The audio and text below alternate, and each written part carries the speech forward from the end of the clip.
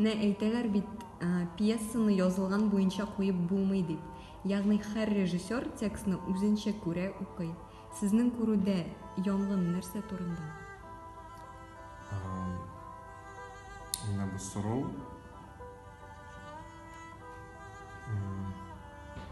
biz аны бик күп уйладык, сценограф белән, композитор белән, все-таки нәрсә турында бу.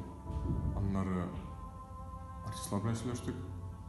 И Харис абый безнең рольне башкаручы, ул менә шундый фраза әйтте. Бөкренне кабер генә турайта. Горбатов только могилу исправит. И анда безнең дается такой персонаж Вагис исемле. Һәм Саттар исемле ике персонаж. Ялар ikisi дә үзгәрми.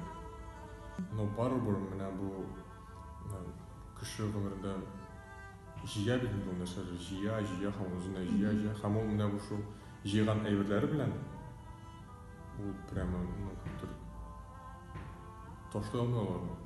Просто ташлый алмый. Һәм ул наоборот, ул опять системага кереп китә. Попытка бар менә бу системадан чыгырга. Но аннары барыбер юк. Зинданы күргәннәр иде. Әйе, клубта мактанганым бар иде. Ничектер менә застройка бармый. Типа, синнәм да басасың, синнәм моны сөйләсәң, синнәм болай сөйләргә тиеш. Синең уйларың менә бу турында юк алай түгел. Актер ул хәзер шундай бер бар, горизонталь театр дигән. Типа направление такое, горизонталь театр деген направление, анда философия салынып, нашон турында. Һәрбер менә кеше, сценограф, композитор булсын, актер булсын, режиссер булсын, алар һәрберсе менә бу является создателями спектакля. Ну, спектакль, перформанс болсын, бер нәрсә булсын. Һәм менә монда бу режиссер роле әзрәк күчә атка. То есть, безнең школа шундый, там постановкасын алды, прям жесткий режиссер. Ул китә бара хәзер.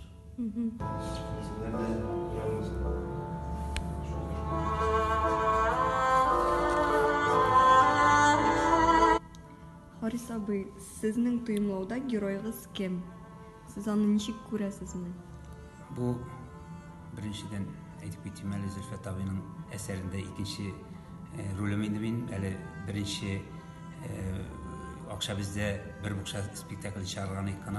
Зөлфәт абыйның әсәрләрен бик яратам. Бу рольдә кем дип әйтим икән инде? Бу мин моны күз алдыма китерәм. Яшь чакта бәлки ул әшәкелек турында уйламагандыр да. Тормыш бит ул язмышың ничек килеп чыга. Менә язмышлай әйләндереп куйган моны әшәкелек эшләгәндә бу әшәкелек кешегә әйләнеп калган дип әйтимме соң инде. Менә шундыйрак образын мин күз алдына шулай китерәм. Әшәкерәк кеше, яхшы кеше түгел.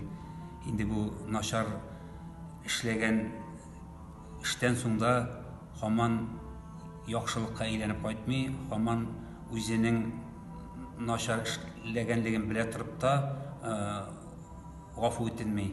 Шуңа күрә бу начар кеше.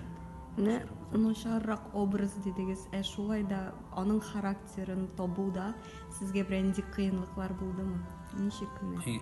Кыенлыклар була инде образ өстендә эшләгәндә кыенлыкларсыз гына булмый. Аны читтән күргән кеше генә артист эше бик җайлы, алар чыгаларда уйныйлар гына дип уйлый. Аны казанасың, әсәрне укып чыгасың.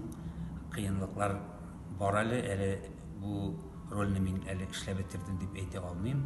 Әле монда табасы җирләр күп әле.